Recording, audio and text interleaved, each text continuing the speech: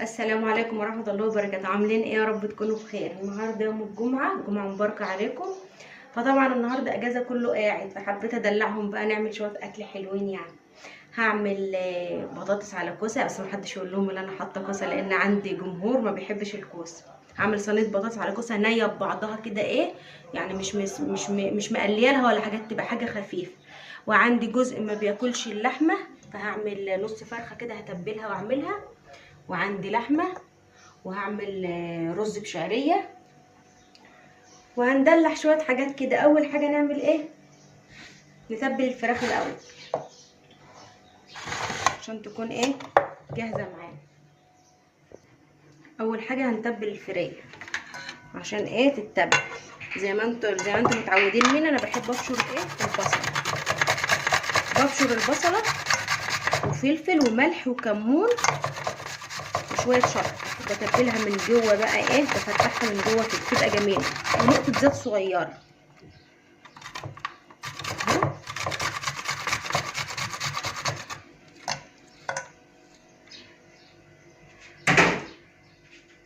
احط بقى الفلفل الاسود، شويه فلفل اسود اهو. الفلفل الاسود هو اللي بيحلي الفراخ بصراحه. كتري ما تستخسريش.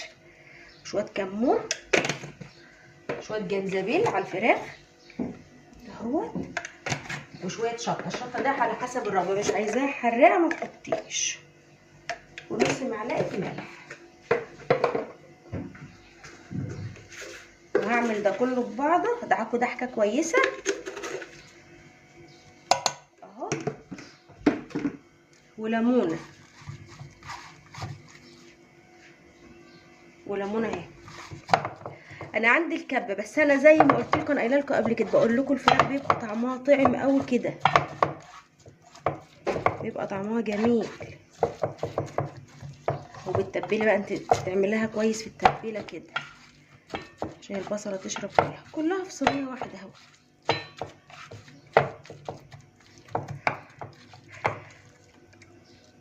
تحت الجلد كده اهو تحشي، هحشيها كلها بنفس النظام وارجع لكم.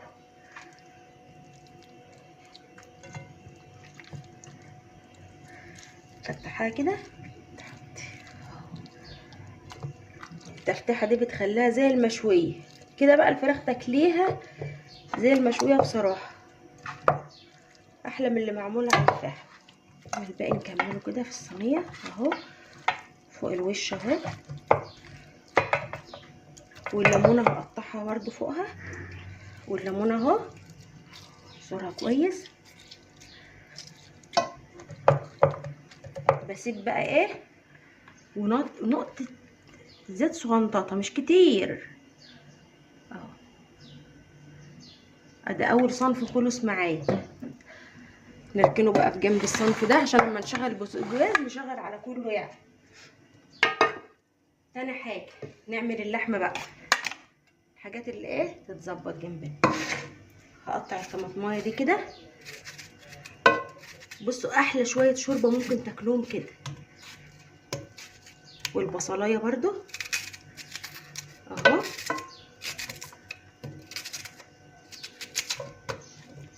واللحمه نرصها بقى اهو يا حبايب قلبي.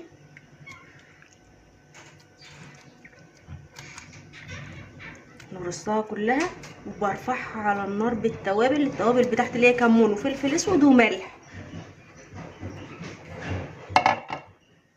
اهو. فلفل اسود وكمون وملح وشويه شطه وورق لورا واتنين حبهان اهو. بس دي التوابل بتاعتي. هرفعها على النار ديت بقى تتشوح كده. احطها على النار اهو، بوطي عليها واسيبها تتشوح بقى خالص، تنشف من الميه اللي هتنزل عليه. وبعدين لما بتنشف بتزودها ميه، بس بتبقى جميله تحفه بصراحه. الطريقه دي جميله. وده تاني صنف خلص اكل ما بياخدش حاجه. ورجعنا تاني. هقطع بقى البصل طرنشات كده.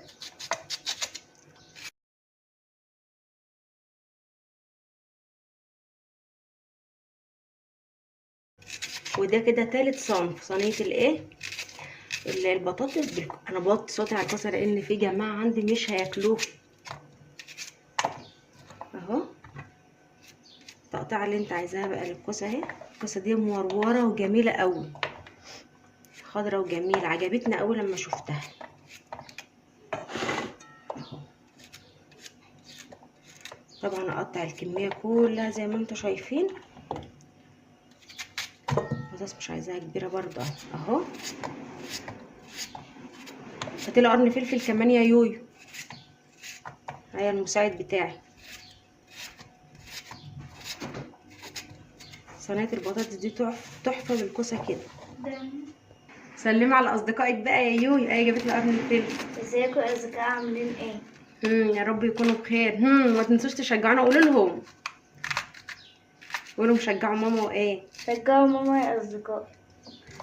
هقطع كل الكميه دي وارجع لكم. الكميه تقطيع كلها، البصل على الكوسه على البطاطس. نيجي بقى نركنها كده فين، ونجيب الايه الطماطم. عندك طماطم متفرزه عادي، بس انا مش هحط لها طماطم كتير، انا مش عايزاها تكون تقيله بالصلصه. هقطع كده يجي نص كيلو، هقطعه واضربه في الخلاط اهو. هقطع الكميه دي كلها. انا حطيت طبعا بصله، انا حاطه بصله طبعا هنا، وبصله هحطها برده مع الايه مع الطماطم وانا بضربها. هقطع الكميه كلها واضربه في الخلاط وارجع لكم تاني. ضربته في الخلاط اهو، انا ما بصفهاش مع البصله مع كله ماشي. اقوم حاطه لها شويه زيت، دي معلقتين كده اهو، ومعلقه ملح. نفس التوابل اللي انا بحطها دي، التوابل اللي انا معتمداها ما بحبش غيرها. فلفل اسود، كمون،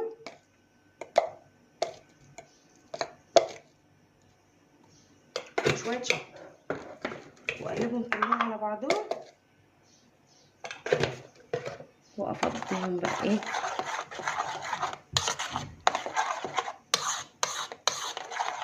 تحضير الاكل ده ما بياخدش حاجه، بس لازم تكوني بتعمليه بحب عشان يطلع معاكي جميل وما يستغرقش حاجه منك اهو.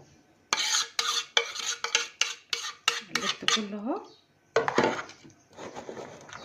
اقلبه كله ببعض واسيبها بقى تستوي على البوتاجاز. وساعه ما تستوي تنشف خالص، لو عايزه شويه ميه بتزوديها عادي، شوربه بقى ازودها شوربه لان انا معايا لحم. هسيبها تستوي خالص وبعدين ادخلها الفرن.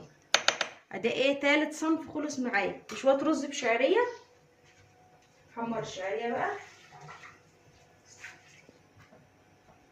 هنطلع كل الحاجات دي بقى على النار وارجع لك. الشعريه على النار اهو، كل الاكل يخلص مع بعض. انا حبيت اوريكم يعني بعد ما اتحمر احط الرز. الاكل كله مظبوط اهو على النار اهو.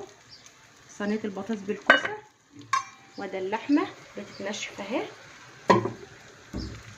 وصينيه الفراخ اهي برده. فكله هيخلص مع بعضه. الف هنا اللي هياكل. لحمه نشفت اهي زي ما انتم شايفين. بزودها بقى ميه من الفلتر عاديه اهو، واسيبها ايه تستوي براحتها.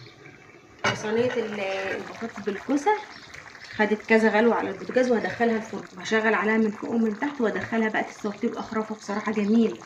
زودها شويه شوربه صغيرين واقوم مدخلها الفرن هي والفراخ. وهعمل الرز اهو. اما اخلص خالص هرجع لكم. والشعريه انا حمرتها اهو، اللون الذهبي ده لون جميل. والفراخ هدخلها برده مع صينيه البطاطس والكوسه في الفرن وارجع لكم تاني. النهارده خلص قدامكم اهو. دي اللحمه، وده الرز، شوفوا مفرفر وجميل ازاي.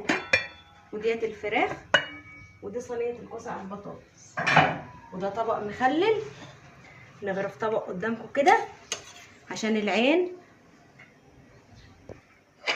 ونغرف كده طبق، ونغرف طبق بسيط كده لان العين بتاكل قبل البق زي ما احنا عارفين. لازم تفتحي نفس ولادك. الولاد بيحبوا الاكل ده قوي كده ما تكوني منظمه له اهو. اهوت، وحته فرخه،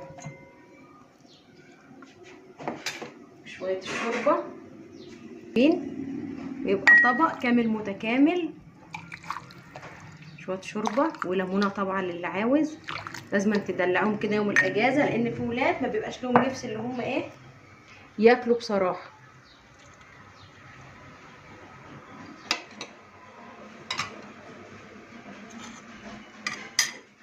نخلل.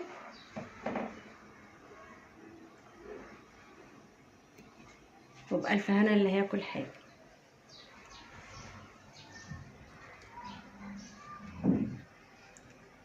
وبألف هنا اللي هياكل حاجة، واستنوني فيديو جديد من فيديوهات آية وماما، ومع السلامة.